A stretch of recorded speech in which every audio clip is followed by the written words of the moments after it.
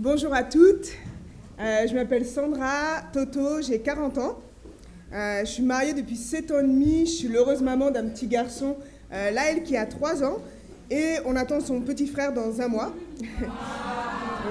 Tout se passe bien, ne vous inquiétez pas.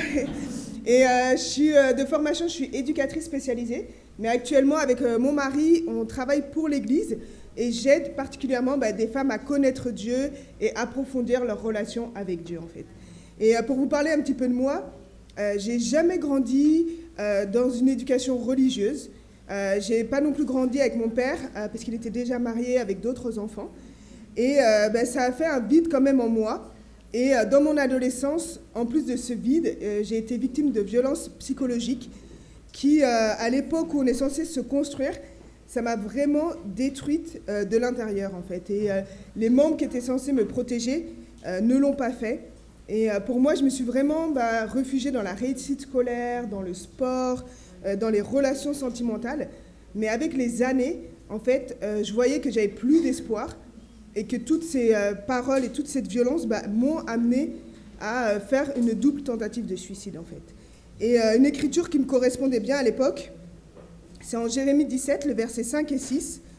La Bible dit « Voici ce que dit l'Éternel.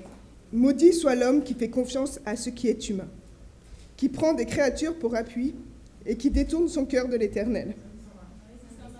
Il est pareil à un genévrier dans la plaine, il ne voit rien venir de bon, il habite les endroits brûlés du désert, une terre salée et sans habitants. » Et pour moi, vraiment, cette période, c'est vraiment un moment difficile parce qu'il n'y avait vraiment plus d'espoir et comme la personne décrite dans cette écriture, j'avais vraiment juste confiance en moi, confiance dans les hommes, mais je voyais vraiment rien venir de bon en fait. Et un an après cette tentative, on m'a proposé d'étudier la Bible. Et pour moi, c'était vraiment quelque chose, c'était vraiment un renouveau en fait, parce que je l'avais jamais lu, je connaissais pas du tout Dieu. Et à travers les études bibliques, j'ai pu savoir qui est Dieu, qui est Jésus, avoir la foi et avoir mes convictions personnelles. Et pour moi, ça a été vraiment le début d'une confiance renouvelée en fait, et qui s'est renouvelée jour après jour. Et malgré ça, en tant que disciple, à cause du manque de confiance, j'avais encore des peurs en fait. Je me sentais écrasée par les défis, par les épreuves, les pensées négatives, les émotions, et je me demandais si un jour, moi qui ai grandi sans mon père, je pourrais me marier en fait. Si un jour, moi qui voulais des enfants, après je voulais plus d'enfants, et c'était vraiment le dilemme au début de notre mariage, parce qu'en fait, j'avais tellement pas confiance en moi que je me disais que je pourrais pas être une bonne mère en fait.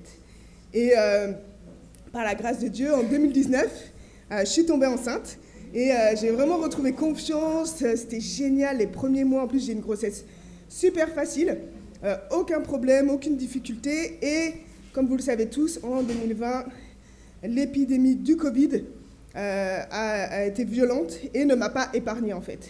Et à ce moment-là, je me suis demandé pourquoi moi, j'ai eu le Covid alors que j'avais retrouvé cette confiance en Dieu pour cette grossesse, et j'étais plus du tout au contrôle de ma vie en fait. Et donc, je tombe enceinte et à 8 mois, avec le Covid, on va à l'hôpital avec mon mari juste pour savoir qu'est-ce qu'on doit faire. Ça faisait une semaine que j'étais malade. Et là, en fait, ils font le test, c'est positif. Et malheureusement, en même temps, j'avais une détresse respiratoire, en fait. Donc, je suis partie en césarienne en urgence. Après ça, en fait, comme ma respiration ne fonctionnait toujours pas, on m'a mis en coma artificiel. Et quand je me suis réveillée, en fait, mon fils, il avait déjà 2 semaines, donc lui, il allait très très bien, il était rentré à la maison. Mais moi, je me suis réveillée en salle de réanimation, attachée au lit, sans ventre et sans bébé, en fait. Et avec un tube dans la bouche, donc je ne pouvais même pas parler et m'exprimer. Et c'était vraiment un événement difficile, en fait. Je ne voulais même pas, en fait, quand mon mari il est venu la première fois, je ne voulais pas voir l'enfant. Je me suis dit, c'est un cauchemar, je vais me réveiller. Et le cauchemar, il a continué parce que je suis rentrée une semaine après à la maison. Et c'était le confinement. Et là, je ne comprenais rien du tout. Il fallait un papier pour sortir. La seule chose que je voulais, c'était juste me réveiller enceinte et accoucher normalement, en fait. Et ça m'a vraiment mis dans une sorte de dépression pendant plusieurs mois, même en tant que disciple. Et ma confiance, elle s'est de nouveau brisée à ce moment-là, en fait. Mais une autre écriture m'a aidée, la suite. En Jérémie toujours, verset 7, la Bible dit Béni soit l'homme qui fait confiance à l'Éternel et qui place son espérance en lui. Il ressemble à un arbre planté près de l'eau et qui étend ses racines vers le cours d'eau. Il ne s'aperçoit pas de la venue de la chaleur et son feuillage reste vert. Lors d'une année de sécheresse, il ne redoute rien et il ne cesse pas de porter du fruit.